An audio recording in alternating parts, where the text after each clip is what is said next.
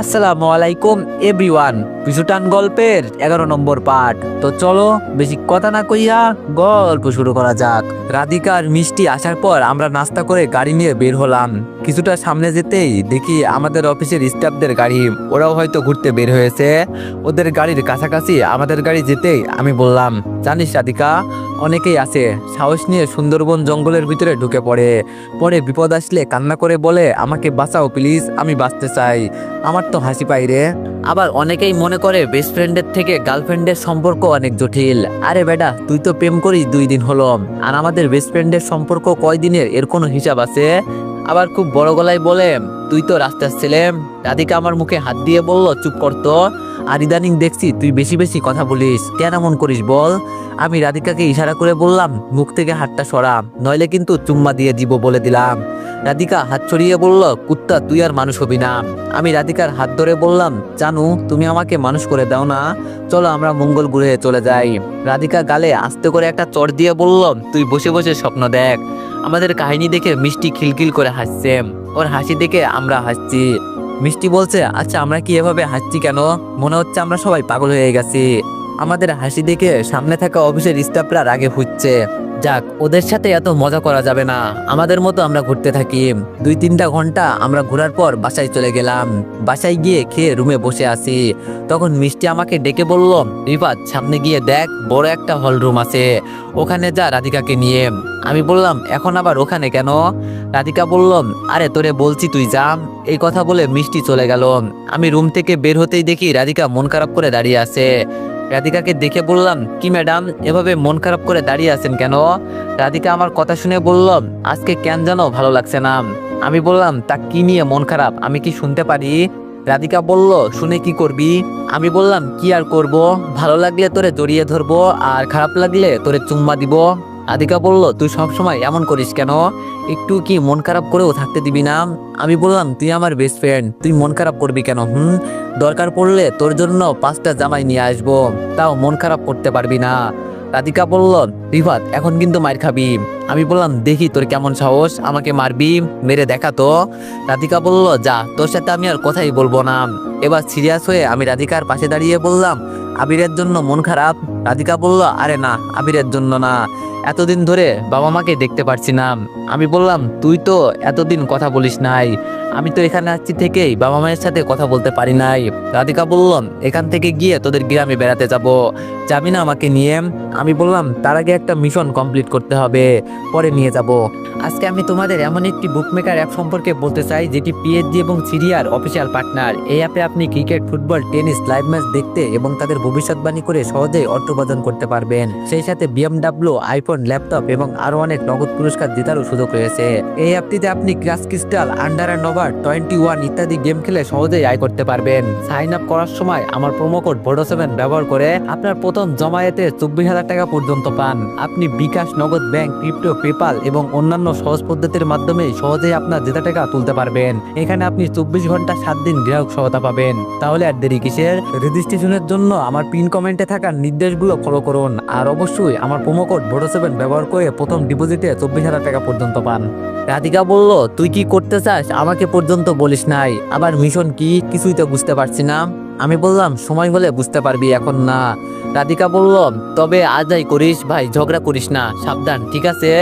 আমি বললাম, তোর বলতে হবে না, এখন চল, মিষ্টি বলে গেল হল রুমে নাকি যেতে হবে। আমি বললাম, তাই তো বললো, অফিসের সবাইকে ওখানে ডেকেছে, কিন্তু কি জন্য ডেকেছে কে জানে। আমি বললাম, চল তো আগে গিয়ে দেখি। রাধিকা বলল, রিফাত ওখানে গিয়ে কোনো রকম ঝগড়া করবি না, ঠিক আছে? আমি বললাম, কেউ যদি আমার উপরে পড়ে ঝগড়া করে আমি কি ছেড়ে দিব? ভুল তো একটা করেই ফেলেছি, যে সাথে করে একটা পিস্তল নিয়ে আসি নাই। রাধিকা বলল, এমন মার খাবি না আমার হাতে, নামটাও বলতে পারবি না, ভুলে যাবি। আমি বললাম, এখন চল যাই। রাধিকা আর আমি হলরুমের দিকে যেতে লাগলাম। দরজার কাছে যেতেই রিমি ম্যাডাম ভিতর থেকে এসে আমাকে জড়িয়ে ধরে একেবারে আমাকে নিয়ে নিচে পড়ে গেলেন। আমি নিচে পড়ে আছি আর উনি আমার উপরে। রিমি ম্যাডামের দিকে তাকাতেই তার চোখের উপর আমার নজর গেল। রিমি ম্যাডাম এক দৃষ্টিতে আমার দিকে তাকিয়ে আছে।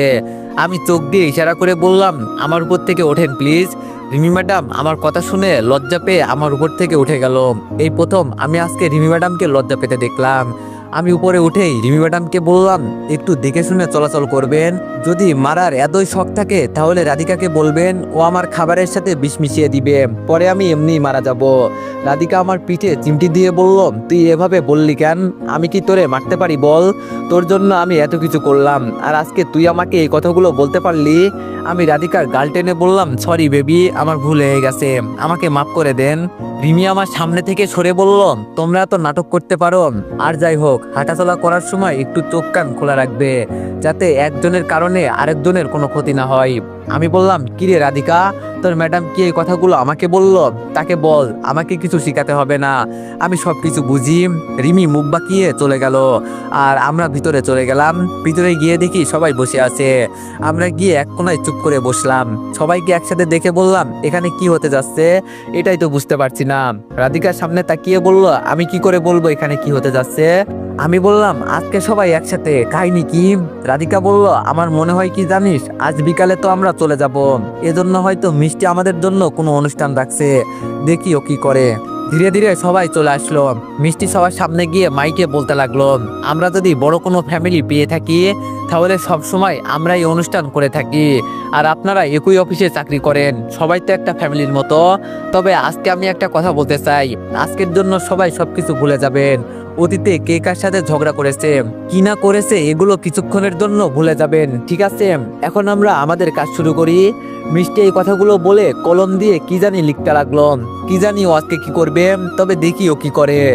মিষ্টি আবার বলতে লাগলো, এখানে শুধু মেয়েদের হাতে একটা করে রাবার মার্বেল দেওয়া হবে, 5 জন করে ছেলে দাঁড়াবে, আর মেয়েদের চোখ বেঁধে দেওয়া হবে। চোখ বেঁধে দেওয়ার পর ওরা রাবার মার্বেল ছেলেদের দিকে ছুঁড়ে মারবে, যার মার্বেল যার উপর গিয়ে পড়বে সে হবে আজকে অনুষ্ঠানের কাপল সঙ্গী, বা বলতে পারেন খেলার সঙ্গী। পরে তার সঙ্গীকে কোলে নিয়ে 5 রাউন্ড দৌড়তে হবে। যে এই অনুষ্ঠানে প্রথম হবে তাকে একটা বই পুরস্কার দেওয়া হবে। এখন তাহলে অনুষ্ঠান শুরু করা যাক। মনে মনে বললাম, এই কাম সারছে, কেন যে এখানে আসতে গেলাম, কি সব ফালতু অনুষ্ঠানের প্রতিযোগিতা রাখছে ওরা, এগুলো কোনো অনুষ্ঠান হলো? বলবে কে কে নাচতে পারে, কে কে গান গাইতে পারে, এগুলো বললে না হতো, কিন্তু এইসব না করে দৌড় প্রতিযোগিতা শুরু করছে। আমি এইসব খেলতে পারবো না বাবা, এর থেকে বরং বসেই থাকি, এটাই ভালো। আমি চুপচাপ বসে আছি। রাধিকা আমার পাশ থেকে উঠে গেল। সামনে রিমি ম্যাডামকে সহ 5 জনের চোখ বেঁধে ওদের হাতে মার্বেল দেওয়া হয়েছে। মিষ্টি সামনে থেকে আমার কাছে এসে বলল, এখন তো আপনার বসে থাকলে হবে না, যান গিয়ে দাঁড়ান। আমি মিষ্টির দিকে তাকিয়ে বললাম, তোর অনুষ্ঠান তুই কর, এইসবের প্রতিযোগিতার কোনো দরকার ছিল তুই বল।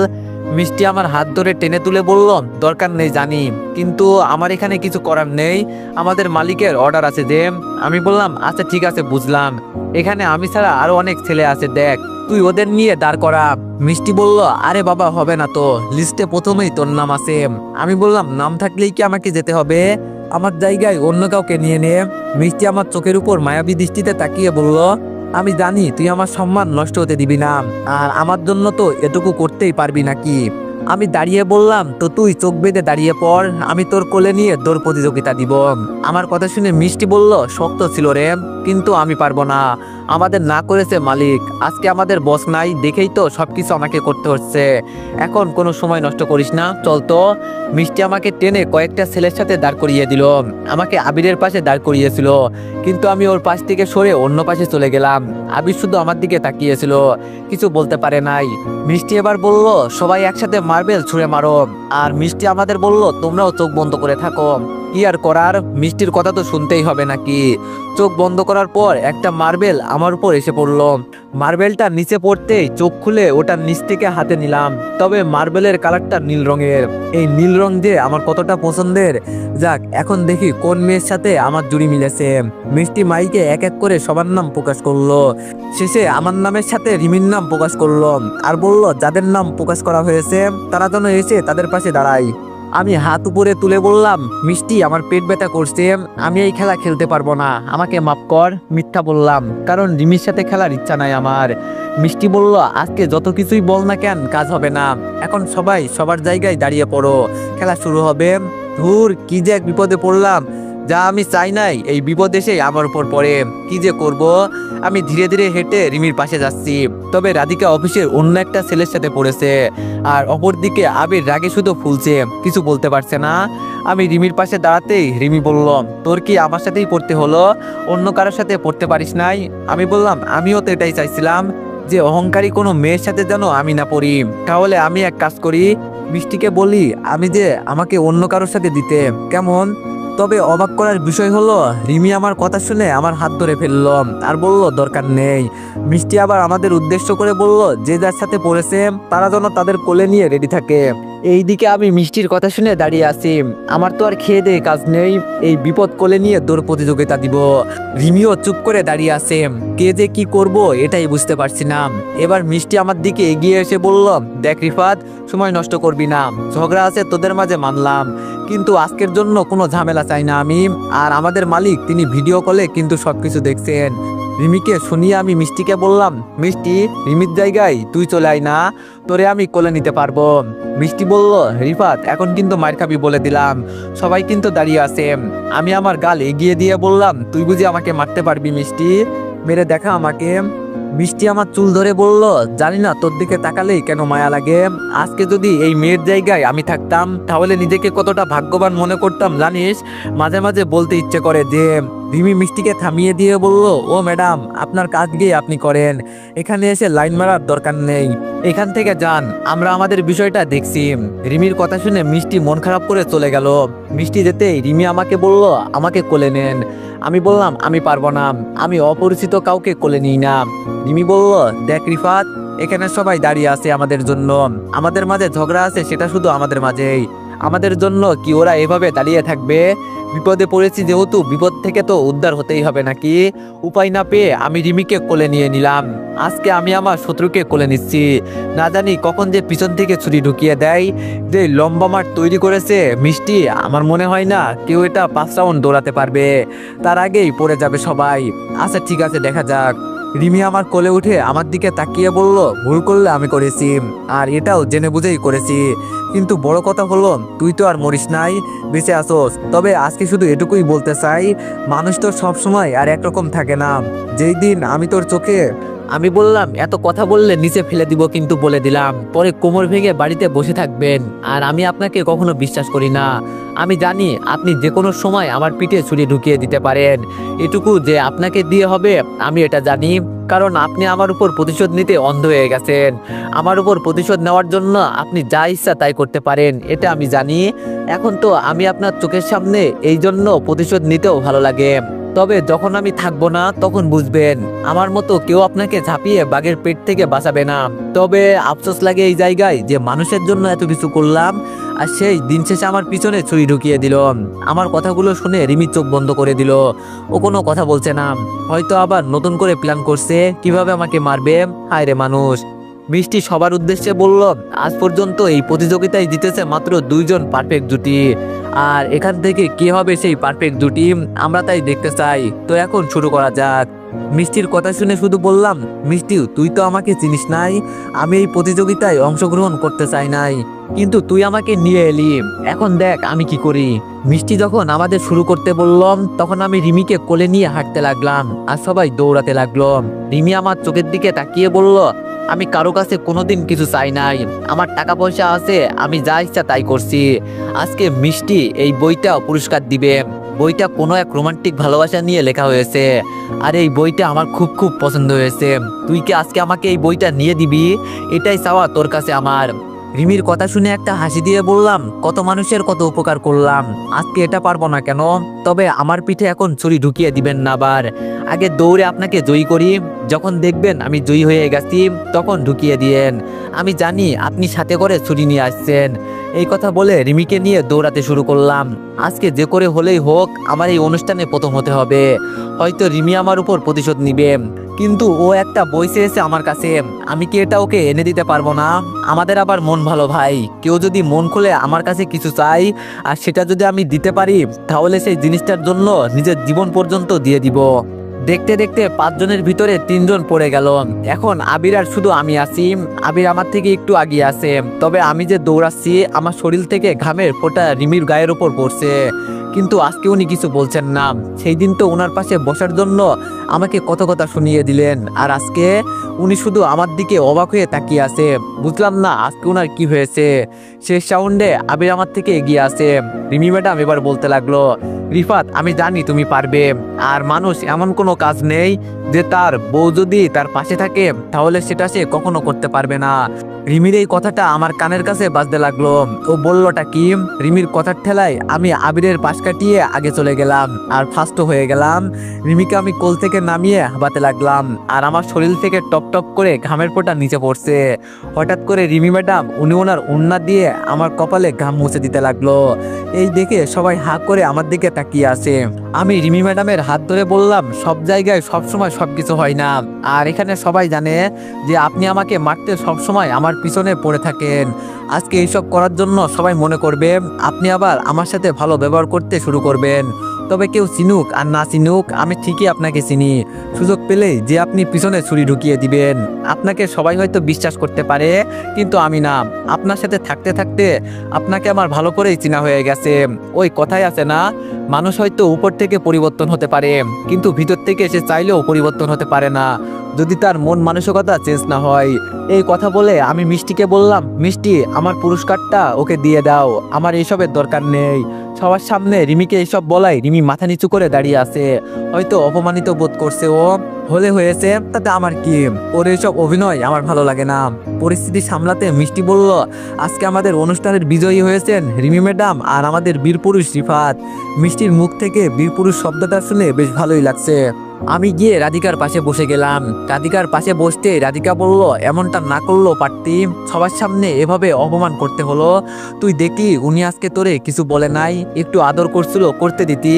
আমি বললাম, তুই কি আমাকে পাম দিস না আমার সাথে মজা করিস এটাই বুঝি না। রাধিকা বলল, আরে তোরে তো আমি ভালো কথাই বলছি। আমি বললাম, এগুলো যে আপনার ভালো কথা আমি তো জানি। রাধিকা বলল, তবে রিফাত তুই আবিরের পাশ কাটিয়ে যখন গেলি তখন যে আমার কতটা ভালো লাগছে বলার বাইরে। আমার বিশ্বাস ছিল তুই পারবি। আমি বললাম, আমি ইচ্ছা করেই প্রথমে হাঁটছিলাম, কিন্তু রিমি ম্যাডাম বলল ওনার নাকি এই বইটা খুব পছন্দের, এজন্য পরে দৌড় দিলাম। রাধিকা বলল, দেখিস আবার ওনার মায়ে পড়িস না। আমি বললাম, তোরে বলছে। রাধিকা বলল, থাক থাক আর বলতে হবে না, বুঝি বুঝি। আমি বললাম, মাথায় দিব কিন্তু রাধিকা। হঠাৎ করে দরজা ঢেলে কয়েকটা ছেলে ভিতরে ঢুকলো। ছেলেগুলোকে দেখে মিষ্টির সাথে সাথে বলল, ওরা এখানে চাঁদা নিতে এসেছে, আর সাবধান ওদের সাথে কেউ ঝগড়া করবে না। এখানে যারা আছে সবাই তো চাকরি করে, সবার জীবনের মায়া আছে, তাই ওদের সাথে যেন কারো ঝগড়া না হয় আমি এই আশাই করি।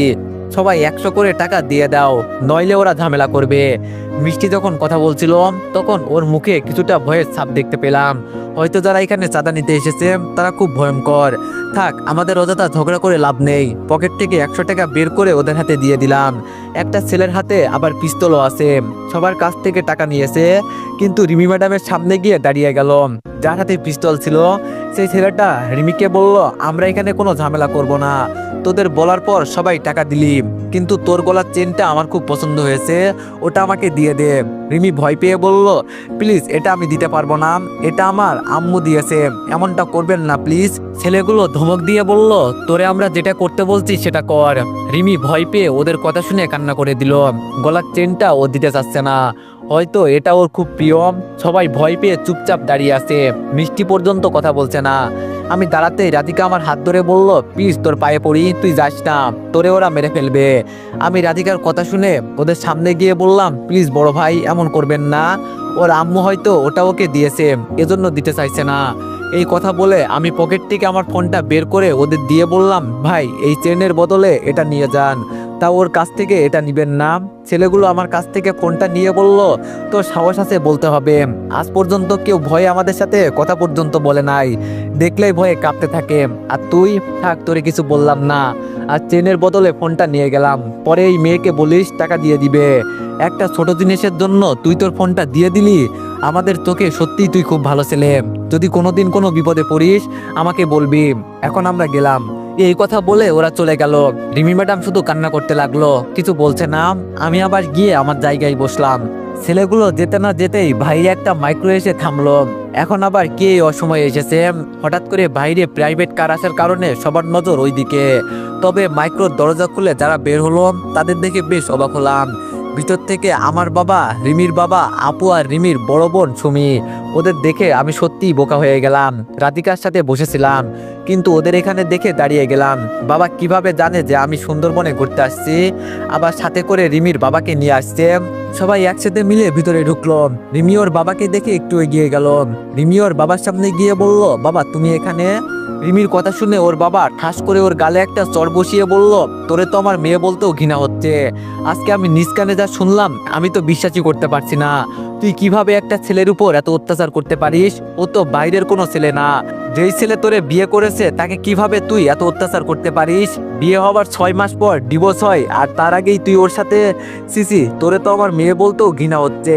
আজকে তুই এই ছেলের সাথে যেই ব্যবহারগুলো করছিস না, আমার কলিজায় লাগলো কথাগুলো শুনে। ও তো তোরে বিয়ে করতেই চায় নাই, কিন্তু ওর বাবা জোর করে ওকে বিয়ে করতে নিয়ে আসছিল, তাও আবার তোর প্রেগনেন্ট বোনকে বিয়ে করতে। চিন্তা করে দেখ ওর বাবার মানসিকতা কতটা ভালো। আর আজকে তুই তার ছেলের সাথে এমন করিস। ওকে মারতে পর্যন্ত একবার চিন্তা করিস না। লন্ডনে পড়াশোনা করে নিজেকে খুব বড় মনে করিস না। অনেক হয়ে চান না, নে এই কাগজে তুই সাইন কর। তোর মতো মেয়েকে আমার দরকার নেই, আমি তোরে ত্যায্য পুত্র করলাম। রিমির বাবার এই কথাগুলো শুনে রিমি কান্না করে দিল। সুমি রিমির দিকে এগিয়ে এসে বলল, বোন তুই তো এমন ছিলি না, আজকে কেন এমন হলি? প্রতিশোধের নেশায় তুই অন্ধ হয়ে গেছস বুঝতে পারছি। যেই ছেলে মুখ বুঝে তোর অত্যাচার সহ্য করতে পারে, আমি নিঃসন্দেহে বলতে পারি সেই ছেলে খুব ভালো। একটা মেয়ের বিয়ে হয় একবার, আর যখন প্রথম বিয়ে ভেঙে যায় তখন মেয়েটার উপর একটা কলঙ্কের দাগ লেগে যায়। দ্বিতীয়বার বিয়ে দিতে গেলে যে দেখা যায়, অনেক মানুষ বলে এই মেয়ের হয়তো দোষ আছে। যদি দোষ না থাকতো তাহলে কি আর প্রথম বিয়ে ভেঙে যেত? আর রিফাতের বোনের কথা শুনে আমরা এখানে আসছি। ওর বোন সবকিছু বলছে আমাদের। আচ্ছা তোর ভিতরে কি এইটুকু বুদ্ধি নাই যে ছেলে তোরে বাঘের মুখ থেকে বাঁচিয়ে আনতে পারে, সেই ছেলেকে তুই লাথি মেরে বাঘের মুখেই ফেলে দিলি? সিরিমিসি, তোরে দিয়ে আমরা এটা আশা করি নাই। আমার এখানে আর কিছু বলার নাই, এখন যা বলবে বাবা। এই কথাগুলো বলে সুমি আপু একটু দূরে সরে গেল। রিমির বাবা বলল, তাড়াতাড়ি কাগজে সাইন করে দে, আমাদের কাছে সময় নাই। এখন আবার আমাদের বাসায় যেতে হবে। তুই তোর টাকার নেশায় পড়ে অন্ধ হয়ে গেছস। আজ থেকে তোর টাকা আমাদের লাগবে না, তোর টাকা পয়সা তুই রাখ। রিমি ওর বাবার পায়ে পড়ে কান্না করতে করতে বলল, বাবা আমার সাথে এমনটা করবেন না প্লিজ, আমার ভুল হয়ে গেছে। রিমির বাবা দূরে গিয়ে বলল, তুই আমার পাশ হয়েও দেখতে পারবি না, আর তোর কাগজে সাইন করার দরকার নাই। যদি কোনোদিন আমার বাড়িতে যাস তো আমার মরা মুখ দেখবি। আর যদি বলিস না আমার বাবা মা আছে, আমাকে আমার বাবা মায়ের কাছে যেতেই হবে। তাহলে আমাদের মন মতো জামাই নিয়ে বাসায় যাবি, এর আগে না। এই কথা বলে উনি হেঁটে হেঁটে গাড়ির কাছে চলে গেলেন। আপু এতক্ষণ দাঁড়িয়ে রিমিকে দেখছিল। রিমির বাবা যেতেই আপু আমার কাছে এসে আমাকে জড়িয়ে ধরে বলল, তোরে চাকরি করতে কে বলছে? আজকে যদি এই চাকরি না করতি তাহলে এই মেয়ে তোরে এভাবে অপমান করতে পারতো না। আমি সবকিছু দেখে বোকা হয়ে আপুকে বললাম, আপু তুই এইসব কিভাবে জানিস? আপু আমাকে ছেড়ে রাধিকার দিকে তাকিয়ে বলল, আজকে ও যদি আমাকে না বলতো তাহলে তো আমরা কিছুই জানতে পারতাম না। এই শরীর শুকিয়ে কি হয়েছে? ভাই আমাদের টাকার দরকার নাই, তোরে একবার হারিয়ে ফেললে আমরা কোথায় পাবো বল তোরে? আম্মু তো এইসব শুনে কান্না করছে, বলছে তোরে যেন নিয়ে আসি। আমি বললাম, তুই এইসব কথা আম্মুকে বলতে গেলি কেন? আপু বলল, আম্মুকে বলি নাই, আম্মু সব শুনে নিয়েছে। বাবা বলল, বাবা এখনো কি আমার উপর তুই রাগ করে আসোস? আপুকে ছেড়ে বাবাকে জড়িয়ে ধরে বললাম, কি যে বলেন বাবা আপনি? আপনি আমার বাবা, আপনার উপর কি আমি রাগ করে থাকতে পারি? আব্বু বলল, বাবারে আমি জানি আমার ভুল হয়েছে, এরপরও আমাকে পারলে মাফ করে দিস। আমি বললাম, বাবা এভাবে বলবেন না, কপালে যা ছিল তাই হয়েছে। বাবা আমাকে ছেড়ে দিয়ে বলল, অনেক চাকরি করা হয়েছে, আর চাকরি করতে হবে না, এখন আমাদের সাথে চল। আমি মাথা নিচু করে বললাম, বাবা চাকরি ছেড়ে যাওয়া যাবে না। আপু রেগে আমার দিকে তাকিয়ে বলল, কোনটাকে তুই চাকরি বলিস রে? যে চাকরির জন্য তুই সবসময় অপমানিত হোস, এটা কি চাকরি হলো? এমন চাকরির দরকার নাই, তুই বসে থাকিস। আমি তোরে চাকরি অনুযায়ী যত টাকা পাস আমি দিব, তাও তোরে আমি চাকরি করতে দিব না। আমি বললাম, আমার লক্ষ্মী বোন এভাবে বলতে নেই। এতদিন যেহেতু সহ্য করেছি, এখন পারবো না কেন বল? দেখ সামনে তোর বিয়ে, এজন্য আমি চাই আমার টাকা দিয়ে তোরে কিছু গিফট কিনে দিতে। আপু বলল, ভাই এমন গিফটের দরকার নাই আমার। আপুর কথা শুনে সুমি আপু আমার দিকে এগিয়ে আসলো, এসেই বলল, রিমি আমার বোন, ওকে আমি ভালো করে চিনি। ও তোমাকে ডিভোর্স দিবে এটা জানতাম, কিন্তু তোমার উপর যে এই সামান্য বিষয়ের জন্য এভাবে অত্যাচার করবে এটা জানতাম না। ওর পক্ষ থেকে আমি তোমার কাছে মাপ চাইছি। আমি বললাম, আপনি আমার বড় বোনের মতো, আর আমি রিমি নামের কাউকে চিনি না, ওর কথা আমি শুনতেও চাই না। তবে আপু সত্যি আপনারা খুব ভালো মানুষ। সুমি আপু বলল, ভালো মানুষ যদি হতাম তাহলে আজকে ফ্যামিলির কেউ তোমার সাথে এমন ব্যবহার করতো না। আমি বললাম, বাদ দেন না আপু, আমি কিছু মনে করি নাই, হয়তো আমার কাজে ভুল হয় এই জন্য এমন করে। সুমি আপু বলল, আমি যদি প্রেম করে বিয়ে না করতাম তাহলে কিন্তু তোমাকেই বিয়ে করতাম। আমি বললাম, তাই নাকি আপু, কিন্তু আপনার বিবি কোথায়? সুমি আপু বলল, আরে ওরে তোমার ভাইয়ের কাছে রেখে আসছি। তোমার বোন যখন আমাকে তোমার বিষয়ে বলছে তখন আর বসে থাকতে পারি নাই। তবে আজ থেকে আমার আর কোনো ছোট বোন নাই, ওর সাথে সব সম্পর্ক এখানেই শেষ করে দিলাম, ওর জন্য এখানে আসাম। আচ্ছা ঠিক আছে, ভালো থাকো, আর এখানে চাকরি করার দরকার নেই, বাড়িতে চলে যাও, দেশে কি চাকরির অভাব আছে? হ্যাঁ। আমি বললাম, ধন্যবাদ আপু বলার জন্য। এই কথা বলে সুমি আপু গাড়ির কাছে চলে গেল। যাওয়ার আগে রিমিকে শুধু বলে গেল, এখন হয়তো তোর সাথে ভালো কিছু হচ্ছে, কিন্তু এমন এক সময় আসবে যখন কান্না করেও নিজের ভুল ভাঙাতে পারবি না। আজকে তুই বাবার মনে কষ্ট দিলি, উনার চোখে আমি কখনো পানি দেখি নাই। আজকে তোর জন্য শুধু উনি এখানে আসতে, কখনো আমাদের সামনে যাবি না।